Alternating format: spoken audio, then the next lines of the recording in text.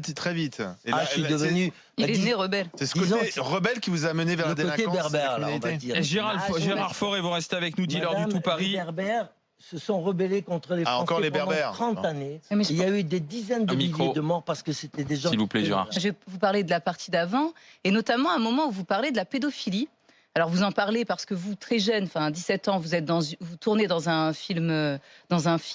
Grâce à votre père, il n'y a pas de souci, mais il y a des jeunes filles qui sont dans ce film. Et c'est des filles de juges, de magistrats. Et là vous dites, je cite, « Ils savaient que ces deux magistrats profitaient de leur impunité pour se livrer à toutes sortes d'exactions, parce qu'il était intervenu comme médecin pour réparer quelques dégâts chez les petites victimes. » Tout à fait. Donc là, on est en train de parler de réfection d'hymen, on est en train de parler de quoi? Et on parle de pédophilie et de viol sur petites filles, c'est ça l'idée? Vous voulez vraiment en parler? Oui, je veux vraiment en parler, ouais. Ben oui, c'était viol. Alors, un des magistrats qui était président du tribunal de Tanger, c'était une grande personnalité, à l'égal de mon père, qui était le médecin-chef de la province. Mettez-vous devant le micro, Gérard, s'il vous plaît. La médecine, c'était mon père qui l'a dirigé, qui chapeautait tout.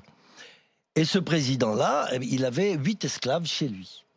Des petits esclaves de 8 ans à 13, 14 ans. Et il les violait quand il voulait. Voilà. Et quand il faisait trop mal et tout, il appelait mon père. Quand il y avait des points de suture à faire, il appelait mon père. Mon père venait... mon père venait lui-même personnellement pour que les infirmiers et tout ne le sachent pas. Donc c'est mon père qui s'en occupait. Mais à contre-cœur, mais il était bien obligé. Mais là sur ça, justement, précisément, les temps ont changé. Au Maroc, je suis pas sûr, hein. Ah non? Oh non, ah non. À partir du moment où c'est le pouvoir, on protège. Ça c'est sûr. Ça c'est sûr.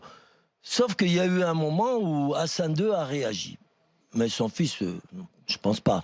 Il a réagi, Hassan II, il a mis un peu tout le monde en prison. Il y avait à Tanger un monsieur qui s'appelait Michel, un grand gangster, qui avait un bar, grand gangster, entre parenthèses, qui avait un bar là-bas, et puis il vendait les petits-enfants à des grandes personnalités, notamment de la famille royale anglaise.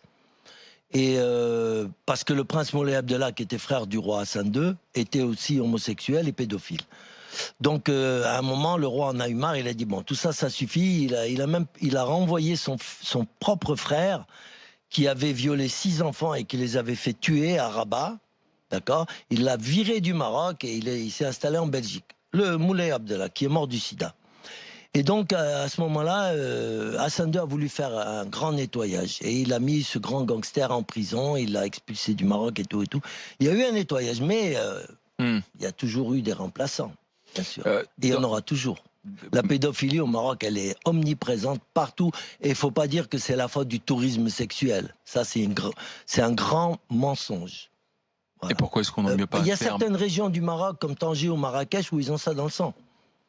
Je dis pas que les Marocains sont bisexuels, loin de moi. Mais la région de Tanger, ça prolifère. Et Marrakech, je vous en parle même pas. C'est la capitale mondiale. Il y a beaucoup de liens aussi avec le tourisme, parce qu'on a parlé du Maroc comme la petite Thaïlande. Mais je pense que même il y a eu des scandales avec des Français, Hollandais qui venaient ministre français, se fournir. Sauf qu'on n'a jamais su la vérité, il n'y a jamais eu d'enquête et ça n'est jamais allé à son terme. C'est juste